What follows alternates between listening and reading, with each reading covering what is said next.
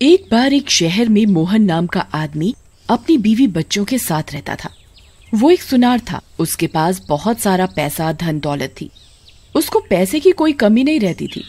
उसकी बीवी शीला भी सुंदर सुंदर साड़ी और सोना पहनकर सेठानियों की तरह रहती। शीला भी मोहन के कामकाज में मदद करवाती। मोहन के 2 बेटे थे।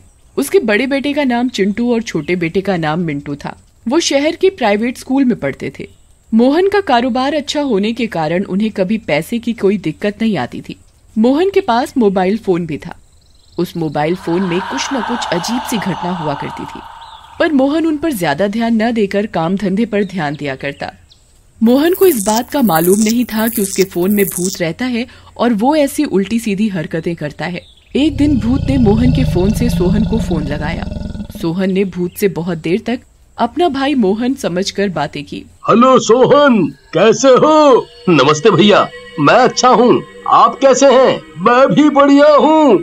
और तुम्हारी पढ़ाई कैसी चल रही है? अच्छी चल रही है भैया पढ़ाई। तुम्हारी गर्मी की छुट्टियाँ कब से पड़ रही हैं? भैया परसों से।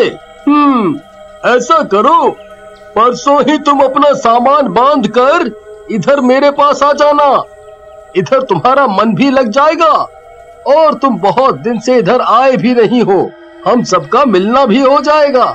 चिंटू और मिंटू भी तुम्हें बहुत याद करते हैं। जी भैया जी, मैं परसों ही सुबह की ट्रेन पकड़कर शाम तक आपके पास आ जाऊंगा। नमस्ते भैया। नमस्ते। अरे सोहन, तुमने बताया नहीं तुम आ रहे हो। मैं तुम्हें स्टेशन लेने आ जाता। सोहन को ये बात बहुत अटपटी लगी। उसने मुस्कुराकर जवाब दिया, कोई बात नहीं भैया। शीला, सोहन आया है, जरा उसके लिए चाय पानी का इंतजाम करो। सोहन को देख शीला भी बहुत खुश हो गई। वो जल्दी से सोहन के चाय नाश्ते का इंतजाम करती है। मोहन और सोहन बाहर बरामदे में चारपाई पर बैठे हुए आपस में बातचीत करते हुए। और बताओ सोहन, यहाँ आना कैसे हुआ? भैया गर्मियों की छुट्टी पड़ गई तो सोचा भैया भाभी के पास घूम आऊं। इतने में शीला चाय पानी ले आती है। दोनों मोहन और सोहन चाय पीते हैं। थोड़ी ही देर बाद चिंटू और मिंटू अपने दोस्तों के घर से खेल कर अपने घर आते हैं और देखते हैं कि सोहन चाचू घर पर छुट्टियां मनाने आए हुए हैं। वो उन्हें देखकर बहुत खुश हो जाते हैं और उनके साथ खेलने लगते हैं। शीला भी शाम के खाने की तैयारी करने लगती है। सोहन को मोहन की बातें बहुत अजीब लगती हैं और उसके दिमाग में वही बातें घूमती हैं। भैया ऐसे कैसे इतनी जल्दी बात भूल सकते हैं? भैया ने ही तो मुझे शहर आने को कहा था। अगर वो भैया नहीं थे तो मैंने किससे इतनी देर बातचीत की? थोड़ी देर में रात हो गई और शीला सबका खाना ले आई। सब मिलजुल कर एक साथ बैठकर खाना खाने लगे। सोहन को फोन वाली बात बहुत परेशान कर रही थी। उसने मोहन से पूछा, भैया आप बुरा ना माने तो मैं आपसे कुछ पूछना चाहता हूँ। हाँ सोहन, पूछो। भैया आपके फोन से परसों मेरे पास आपका फोन आया था और आपने मुझे शहर आने को कहा। नहीं सोहन, मैंने तो तुम्हें कोई फोन नहीं किया। सोहन ये बात सुनकर बहुत डर गया। पता नहीं मेरे फोन में क्या हो गया है, आजकल किसी को भी लग जाता है। बहुत लोगों की शिकायत आई है। सोहन एक बार देखना, फोन की कोई सेटिंग तो नहीं खराब हो गई। मोहन ने सोहन को फोन पकड़ाया। सोहन ने सारा फोन चेक करा पर उसकी कोई सेटिंग खराब नहीं थी।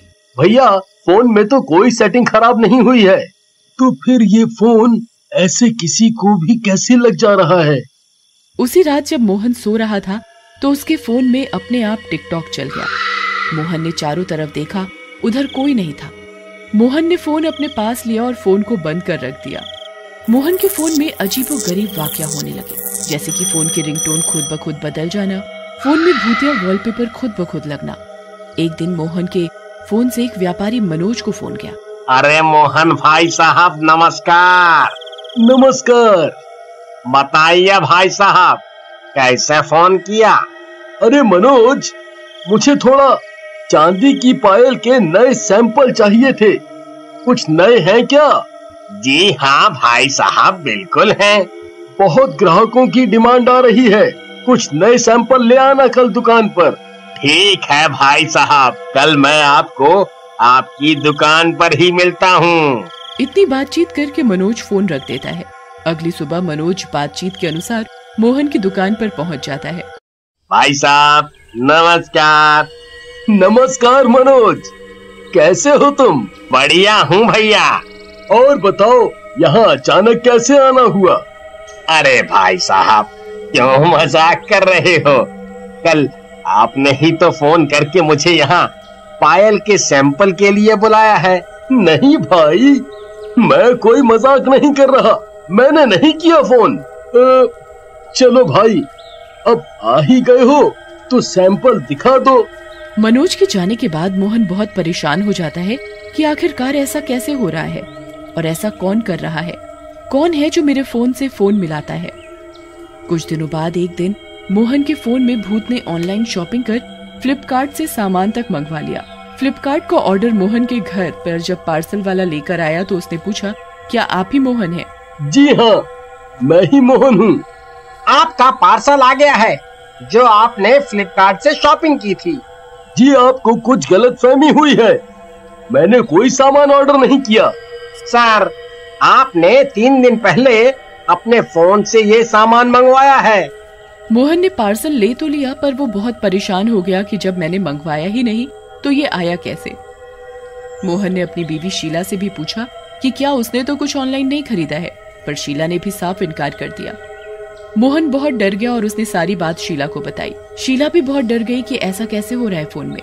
ये सब कारनामे कर भूत अंदर ही अंदर बहुत खुश हो रहा था मोहन को परेशान करके।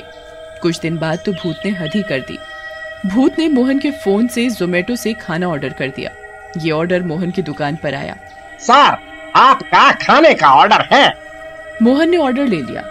उसने सोचा क्या पता आज शीला कहीं बिजी हो और खाना ना बना पाई हो, इसलिए उसने मेरे लिए खाना ऑर्डर कर दिया होगा। पर थोड़ी ही देर में शीला मोहन के लिए खाना लेकर आती है। तुम खाना क्यों ले आई हो, जब तुमने मेरे लिए बाहर से ऑर्डर कर दिया था? तो नहीं तो मैंने तो कोई खाना ऑर्डर नहीं किया। मोहन ने फोन करके सोहन से पूछा, सोहन, क्या तुमने मेरे लिए खाना ऑर्डर किया है? नहीं भैया, मैंने कोई खाना ऑर्डर नहीं किया। मोहन ये देखकर बहुत ज्यादा घबरा गया। इस फोन का कुछ करना पड़ेगा, रोज खुद ब खुद इसमें कुछ न कुछ अजीब हरकत होती रहती है। कहीं इस फोन में भूत तो नहीं आ गया? मोहन के फोन में तभी एकदम से भूत का वॉलपेपर लग जाता है। ये देख शीला और मोहन डर जाते हैं। शहर में तांत्रिक के पास जाकर बताना पड़ेगा, हमारे साथ ऐसे अजीब वाकये हो रहे हैं। हाँ शीला, ऐसे ही चलता रहा तो हम एक दिन बहुत बुरी मुश्किल में आ जाएंगे। अगले ही दिन मोहन और शीला गांव के तांत्रिक के पास जाते हैं और सारी बात सच सच बताते हैं। तांत्रिक उन्हें शनिवार शाम 6 बजे आने को कहता है और अपना फोन साथ लाने को बोलता है। शीला और मोहन तांत्रिक की बात सुनते हैं और ठीक शाम 6 बजे शनिवार के दिन तांत्रिक के पास पहुंच जाते हैं। तांत्रिक पूजा शुरू करता है। पूजा करते समय मोहन के फोन से रोने की जोर जोर से आवाज आने लगती है। कौन हो तुम?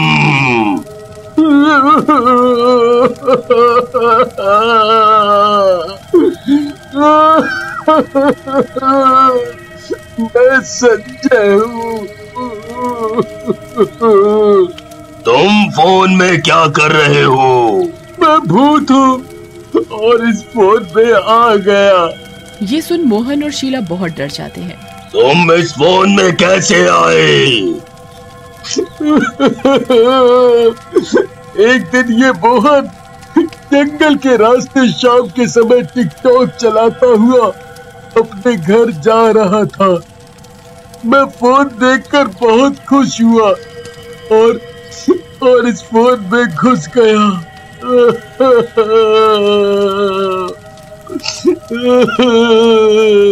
तुम्हारी मौत कैसे हुई? टिकटॉक के ही चक्कर में। टिकटॉक के चक्कर में? हाँ, टिकटॉक के चक्कर में। एक दिन मैं टिकटॉक की वीडियो उसी रास्ते पर बनाता जा रहा था। मेरा फोन पर सारा ध्यान था और सामने से एक गाड़ी आई और मुझे टक्कर मार कर चली गई। मुझे बहुत गंभीर चोट लगी थी और मैं उधर उसी वक्त मर गया। अब मैं तुझे मुक्ति दे रहा हूँ। तांत्रिक ने भूत से बोला, अब मैं तुझे मुक्ति दे रहा हूँ। तांत्रिक ने फोन की अच्छे से पूजा की और संजय को मुक्ति मिल गई। ये देख मोहन और शीला खुशी खुशी अपने घर चले गए।